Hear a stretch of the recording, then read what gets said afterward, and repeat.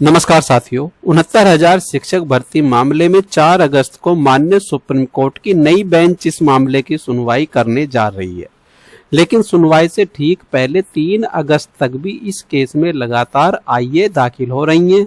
इससे हजारों अभ्यर्थियों के मन में एक बड़ा सवाल उठ रहा है, क्या ये लगातार दायर हो रही आईए किसी रणनीति के तहत मामले को और लंबा खींचने की कोशिश की जा रही है?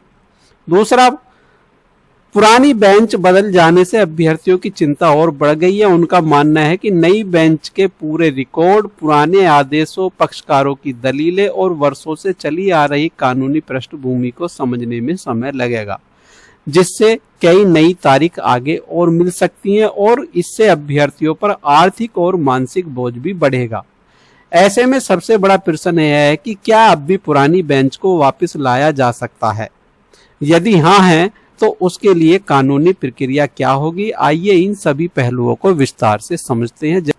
जैसे कि आप सामने स्क्रीन पर देख रहे हैं, 4/8/2026 को 69,000 शिक्षक भर्ती मामले में जस्टिस SVN भट्टी और जस्टिस NV अंजारिया जी को सीरियल नंबर 9 पर इस केस को सुनने वाले हैं।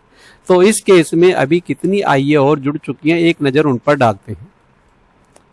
सीरियल नंबर 229 तक की जानकारी हमने अपनी पिछली वीडियो में दे दी थी। 230 से नई जानकारी हमें सामने दिख रही है। 230 नंबर पर 224811 ये 3/8/2026 में आज ही जुड़ा है और 231, 232, 233, 234 और 235 तक की जितनी भी आईए हैं ये आज 3/8/2026 को जुड़ी हैं। तो लास्ट आईए हमारी 235 क्रमांक पर है। जितने भी नई आईए के माध्यम से नए हमारे भाई हैं वे भी हमारे चैनल को सब्सक्राइब कर लें ताकि आने वाली सभी अपडेट आपको समय से मिलती रहें। अब इस मामले में बिंदु नंबर हमारा एक यह बनता है कि 3 अगस्त 2026 तक जो लगातार आईए दाखिल हो रही हैं, इसका मुख्य कारण क्या है? तो ज्यादातर अभ्यर्थी यह मान रहे हैं और ज्यादातर अभ्यर्थियों के माध्यम से हमें यह जानकारी मिली है कि ये आईए ज्यादातर उन अभ्यर्थियों की बताई जा रही हैं जो पूर्व में चयनित होकर नियुक्ति प्राप्त कर चुके हैं और जिन्हें आशंका है कि यदि न्यायालय के अंतिम निर्णय से चयन सूची या नियुक्तियों पर प्रभाव पड़ता है तो उसकी नौकरी प्रभावित हो सकती है। इसी कारण वे आईए के माध्यम से सुप्रीम कोर्ट के समक्ष अपना पक्ष रखने, अपनी नियुक्ति और सेवा हितों की रक्षा करने तथा किसी भी संभावित प्रतिकूल आदेश से पहले अपनी बात रिकॉर्ड पर लाने का प्रयास कर रहे हैं। बिंदु नंबर 2 पर बात करें तो अभ्यर्थियों की एक बड़ी चिंता नई बेंच को लेकर भी है। उनका मानना है कि पुरानी बेंच इस मामले की कई सुनवाई कर चुकी थी और पूरे विवाद रिकॉर्ड तथा कानूनी पहलुओं से भली भांति परिचित थी। अब नई बेंच को पुराने आदेशों, दस्तावेजों और दलीलों का अध्ययन करने में समय लग सकता है। इसी कारण अभ्यर्थियों को आशंका है कि सुनवाई में देरी हो सकती है। एक से अधिक नई तारीखें इसमें देखने को मिल सकती हैं तथा वर्षों से लंबित इस भर्ती का अंतिम निर्णय और आगे खिसक सकता है। हालांकि यह केवल अभ्यर्थियों की आशंका है। वास्तविक स्थिति 4 अगस्त की सुनवाई के बाद ही निश्चित हो।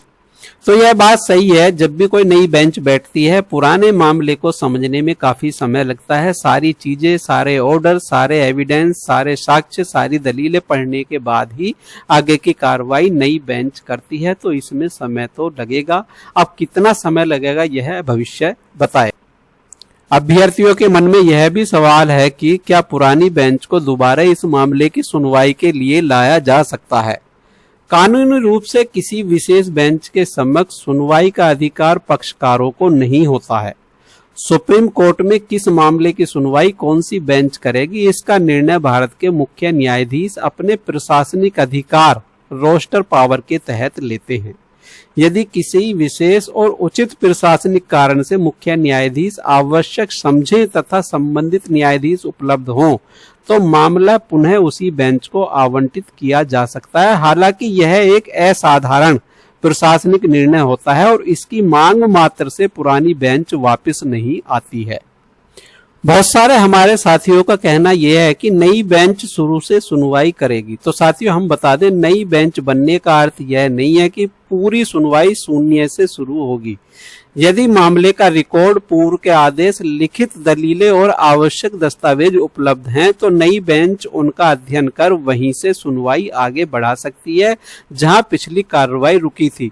यदि अदालत को लगे कि रिकॉर्ड पर्याप्त हैं तो वह सीमित मौखिक बहस के बाद अंतिम सुनवाई पूरी कर निर्णय सुरक्षित भी रख सकती है। इसलिए केवल बेंच बदलने से यह मान लेना उचित नहीं होगा कि पूरा मामला फिर से सुना जाएगा। अब बात करते हैं 4 अगस्त की सुनवाई में क्या क्या हो सकता है, जिसकी मुख्य संभावनाएं हैं। यदि अदालत को लगे कि रिकॉर्ड पर्याप्त है तो अंतिम बहस आगे इसमें बढ़ सकती है। पहले लंबित आईए पर सुनवाई हो सकती है। अदालत तय करेगी कि किन किन आईए को स्वीकार करना है, किन्हें खारिज करना है और किसे केवल रिकॉर्ड पर लेना है, क्योंकि दिन प्रतिदिन आईए का दबाव भी बढ़ता जा रहा है। यदि नई बेंच को रिकॉर्ड समझने के लिए समय चाहिए तो अगली तारीख भी दी जा सकती है। यह एक संभावना है लेकिन निश्चित नहीं है। ये अदालत पक्षकारों से संबंधित अंतिम बहस कराने का निर्देश दे सकती है ताकि मामला जल्द निष्पत्ति की ओर बढ़े।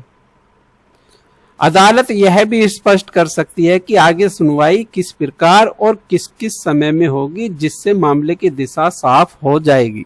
नई बेंच बनने से अभ्यर्थियों को घबराने की आवश्यकता नहीं है। सुप्रीम कोर्ट की हर बेंच समान अधिकार रखती है और यदि रिकॉर्ड पूरा है तो नई बेंच भी सुनवाई को आगे बढ़ा सकती है। इसलिए घबराने की जरूरत नहीं है। यदि यह जानकारी आपको उपयोगी लगी है तो वीडियो को लाइक करें, अपने सभी साथियों के साथ शेयर करें और यदि आपने हमारा चैनल सब्सक्राइब नहीं किया है तो चैनल को सब्सक्राइब कर लें। मिलते हैं इसी तरह की नई अपडेट के साथ। जय हिंद, जय भारत, धन्यवाद साथियों।